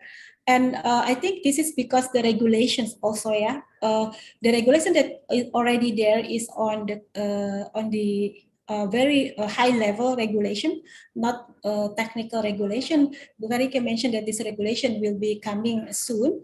So I think this is the regulation that is the technical regulation or the technical mechanism that is not there. I think it makes us still challenging to like what should be prepared inside the company to anticipate those mechanism that will be in place in April. Another thing is on the internal capabilities, of course, because ETS is a new concept for us. We just have this trial, the trial this year, and it is although I think since 2017 there is already like some discussions on the possibility of doing ETS in Indonesia, but the level of understanding, especially from the power plant operators, is still limited. So we still need to do many internal capacity building for the power plant operator, how they monitor and report, and how they do this process. And then, of course, regarding to our like a larger plan to decarbonize, there will be incremental electricity costs of shifting from higher carbon power generations, and it also involves a large scale of capital. And there are also new technologies that will be very helpful to reduce a large amount of emissions, but this is still very early stage technology, and we have to also, I think, if we want to be carbon neutral by 2060, we also have to like deploy the technology at scale in Indonesia. So to be able to meet the challenges, of course, there are some unlocks that is required during the regulation. I think the setup of implementing regulations of the law number 7 and also presidential regulation number 98. I think it is we hope for a transparent and also inclusive process during the formulations of the regulations, and also how the MRP system, I think, should be fully operational by that time, and we have to develop our internal capabilities, and we also have to set. I mean, all of us have to set up a mechanism to make the energy transition, the decarbonization impact is gradually absorbed. So it's not like a shock for the Indonesian economy or Indonesian or in our point of view for our customer, because we don't want to increase our electricity costs directly. I mean, at the sudden, so it has to be gradual. Yeah, and also Okay. Sorry, Yeah. do you want to add one more point, or? Also we need a lower cost of financing. And support. Thank you. So we've heard so many challenges here. I think I have 5 at least: the cap, also to verify it, internal capabilities, high electricity costs, and then the last, as she mentioned, the financing part, right? So before I open the Q&A for the last session, I would like to maybe ask you to give some comments about this about to get introduced, ETS and carbon tax. Do you think, is it similar? Where do you see it similar, or completely different than the EU ETS or the Dutch carbon tax? It's besides the price, of course. Yeah, thank you. Thank you for the very interesting presentation. For me, this was the first time hearing about the Indonesia emissions trading system and carbon tax, and I think it's a very good initiative that this is happening also on the other side of the world, that we have a similar system in place. I think the differences are quite clear. Of course, the price and the scope which installations fall under it. But there's also a lot of stuff that is actually very similar. So I think the challenges that were mentioned on the monitoring, reporting, and verification, I think that is still very much the same. Of course, we do have many years of experience already, and we have been able to tweak the MRV system every few years to improve on it. But it still remains one of the largest administrative burden for the government and for the companies to actually monitor their emissions and report and verify those reports, and then for the government to check them and to allocate allowances based on them. And I think it's a lot of work, but of course it is also very crucial, because without knowing where the CO2 emissions are taking place, it's very hard to also reduce them. So I think it is added value. But yeah, I think that's a very similar challenge for both systems. Yeah. Okay, and Richard. Yeah, if I may add, thank you very much for the presentations. Of course, I don't know really the situation in Indonesia with the electricity and the off-takers, but if hearing to the presentation and looking at it, I think it's a good fundament, and it shows a good roadmap on how Indonesia can go towards a neutral CO2 situation in 2060. Maybe Indonesia can move up or speed up a little bit more to jointly reach our goals. But that's more like a challenge, a remark, nothing less than that. Okay.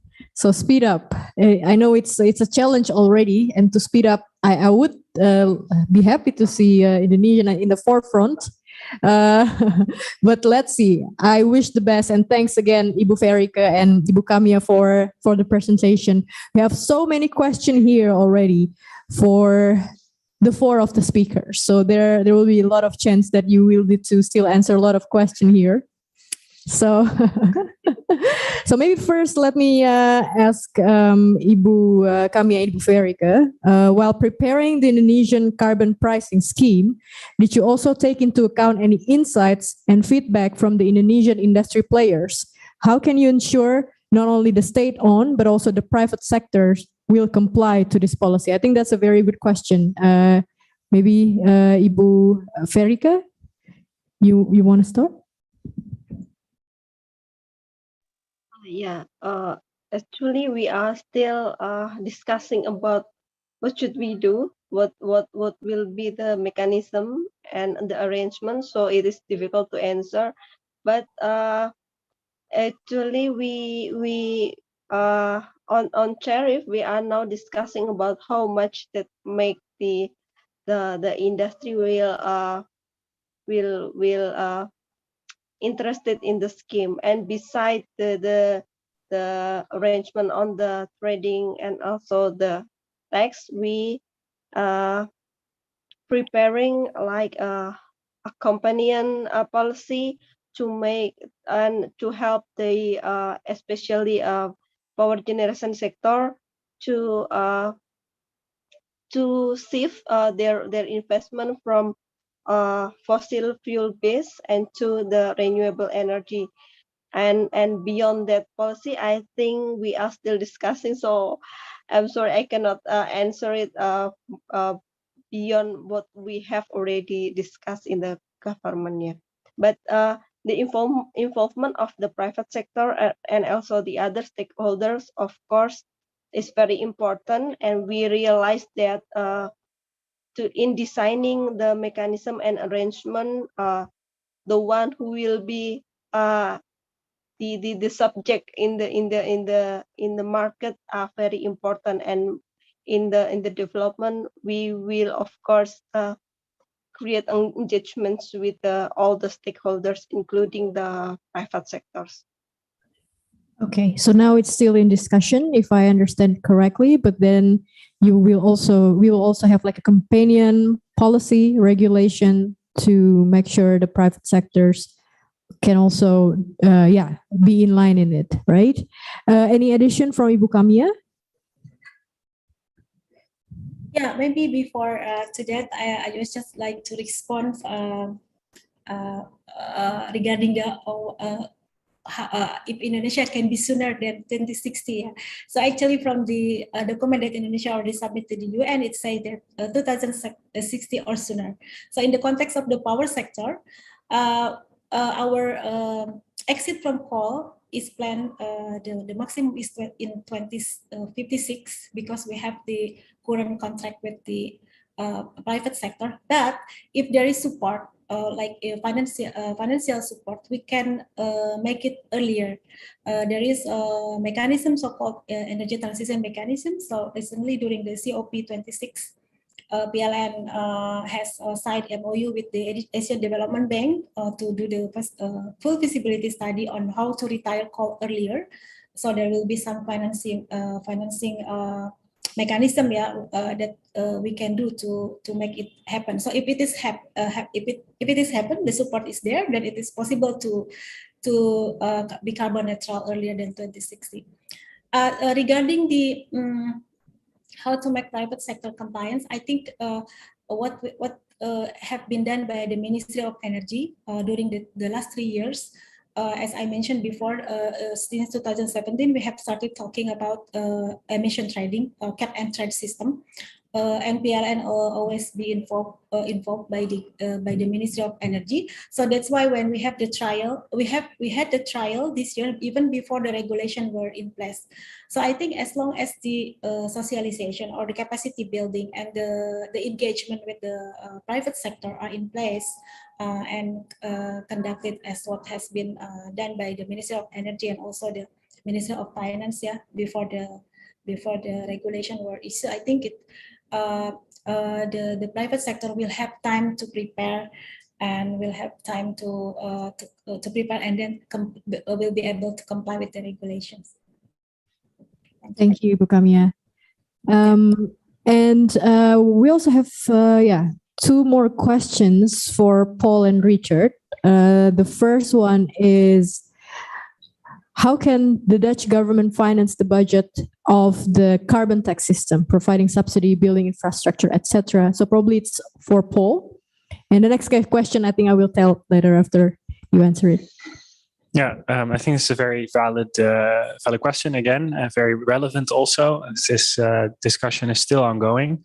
So the subsidy scheme is financed through an energy surcharge on the energy taxation in the Netherlands. So it's paid by companies who purchase energy, gas and electricity, and also consumers. And the balance of who pays more to finance that subsidy scheme was subject to a big discussion. In the end, we ended up with 2/3 by the company and 1/3 by the consumers. And this is, of course, a very difficult decision. You can imagine the different priorities at stake here. And then also there's recently the Dutch government financed 7 billion extra euros for climate action, of which 4 billion actually goes into this subsidy scheme. And those funds are not financed through this surcharge, but they come from the general budget, meaning that they are paid through general taxes, labor charges, added value tax. So that there's a big discussion on the polluter pays principle without actually creating such a high burden on the energy costs for companies and consumers, so that there's a limit, and then we have to go through the general budget. Okay, so it's both from customers, the companies, and also there is some parts of it also from the general budget. So it's a combination of many things to make things happen to reduce carbon. The next question is COVID impact. So could you share with us if there are any impacts of the COVID pandemic in the carbon tax system? How does the industry players react? Probably it relates to many things, right? Fuel price and also demand is reducing. Any experience probably from Richard when COVID started last year to today? Any big impact to the implementation of this to industry, or? What we have experienced in our area, because when COVID came in on the 15th of March last year, we were in close contact with the companies in our region to see, okay, what's the impact? But yeah, we did not experience any decrease in production output or anything like that. So production-wise, no impact. What we have seen. But nevertheless, of course, companies needed to take actions, of course, for COVID. So that was a big challenge of how can you make sure that you produce those products with the right people and with all the different measurements. But no, actually, no deep impact of COVID. So it's more about the logistics, how to produce, right? Because of course you cannot have 100% capacity, full of people. Maybe you just have to change shift. But then in terms of carbon emissions and production, you didn't see any significant. No, not in our region, but of course I also know that, for instance, the automotive, what you have seen is so that they stopped orders with the chips. They said, okay, stop. And then the market picked up again. And now you have a lot of long production lead times. Okay. But that's more a general remark. But in our region, I don't have not clear examples of that. There was a dramatic output failure or anything like that. Okay. No. Yeah. And for the Netherlands in general? I think it's a very good answer. I think nationally, if you look at production levels, they did decrease in certain sectors a little bit, but the recovery has been quite quick and they're actually already above production levels before. I do think that it has, at least on a global level, global supply chains have been frustrated by the lockdown measures that have been taken everywhere, which has impacted, I think, some sectors more than others.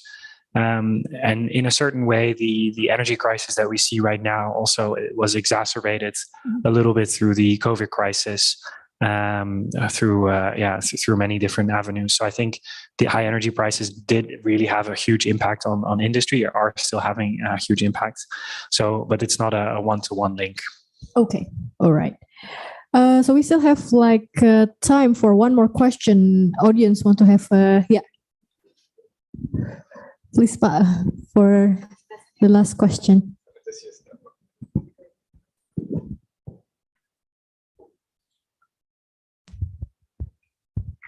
Thank you, Ibu Moderator, for the opportunity. Thank you, Paul and Richard, for your presentation. Ibu Kamia and Ibu Verika, terima kasih atas presentasinya. My name is Sabat. I'm the trade attaché of the Indonesian Embassy. So I'm just a bit curious about the impact of this carbon tax and trading on trade issues. From the perspective of industry, for example, if I'm a business person, if there is a new regulations, of course, I need to put more inputs. I need to put more infrastructure to comply to this regulation, which in time, that can affect the production costs and also affect my price in the market. And automatically, the Dutch industry, the domestic Dutch industry, they will start to viewing the import product, whether they have the same treatment, whether they have the same tax also, which is fair enough.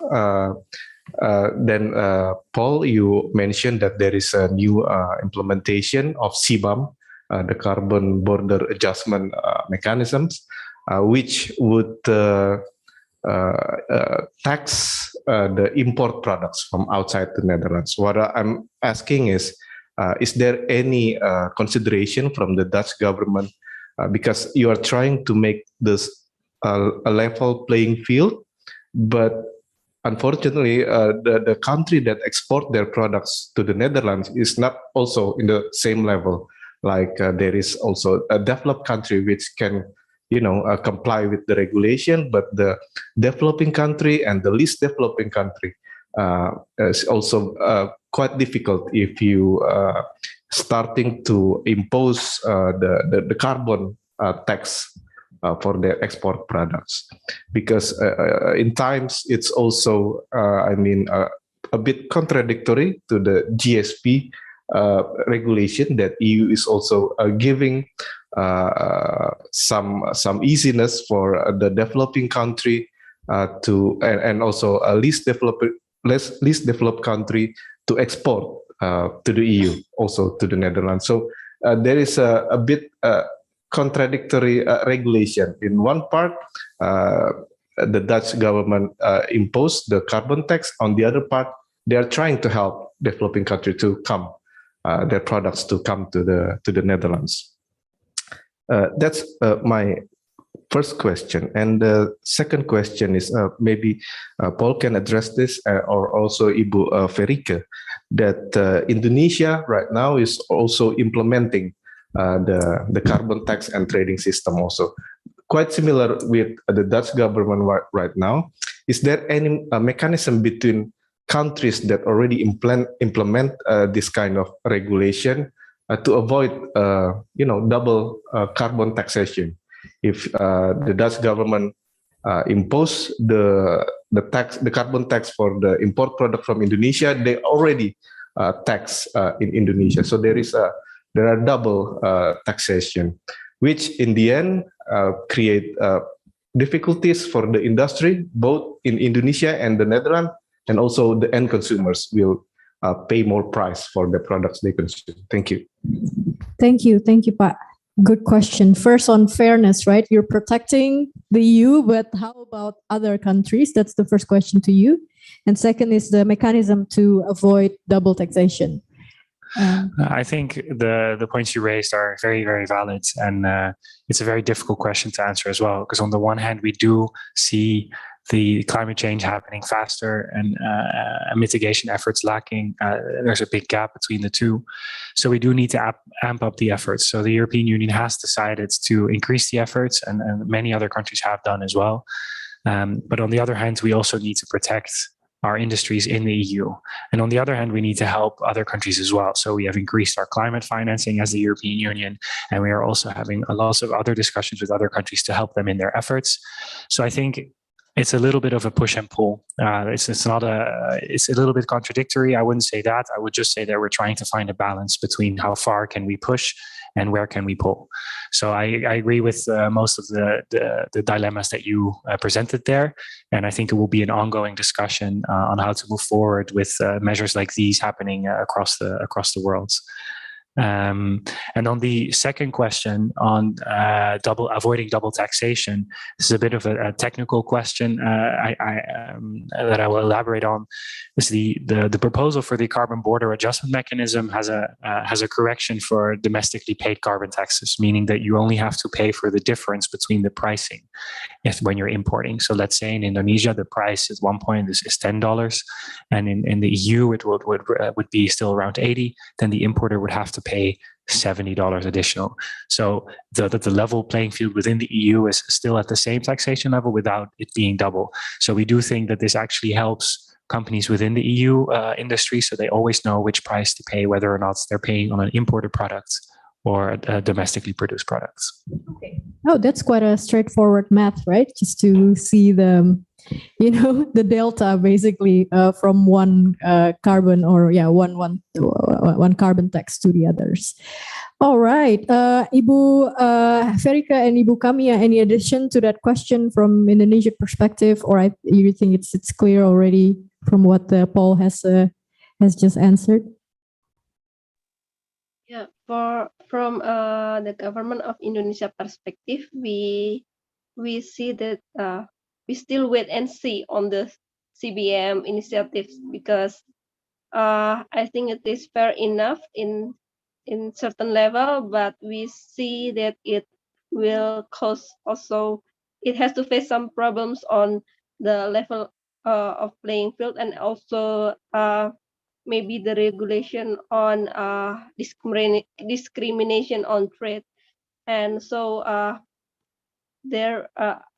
we see that the information on the CBM is still very limited because it is also under discussion. So what we can do is to analyze what is the possible impact on us. I think it is depend on the how it will be imposed on the products and what coverage what coverage, because maybe there are only certain products that are traded with EU, but we also consider that the initiative may also affects on the trade not only between Indonesia and EU, but EU with other countries, and will also impact us in indirectly. So again, it will depends on the final result on the discussion on the CBAM itself.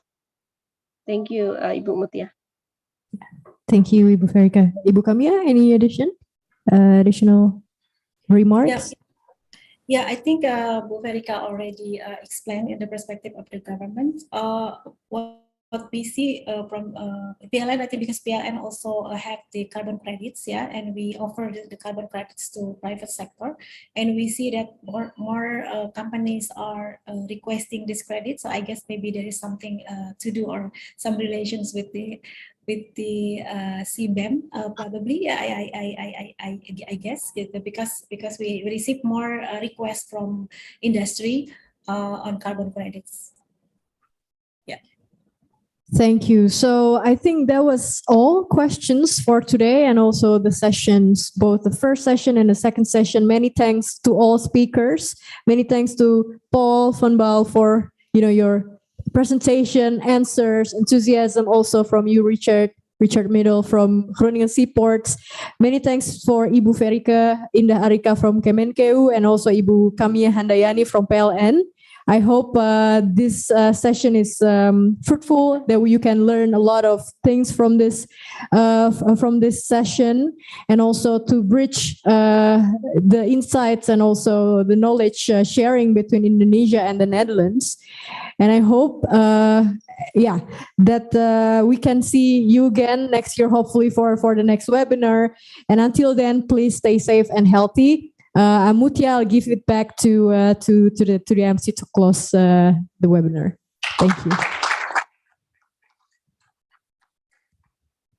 Thank you very much, Ibu Mutia, as the moderators, and also for Paul and Richard for the speakers. Let's give them a round of applause again. And also thank you untuk Ibu Ferika dan untuk Ibu Kamia yang setelah menghadiri dari Jakarta melalui virtual. Okay, before we close this event, we are going to have a few words from the Pak Raymond Frediansa, Chairman of IAITB Chapter Netherlands. We will also have a surprise for us as a booklet launching. Pak Raymond, please come to the stage.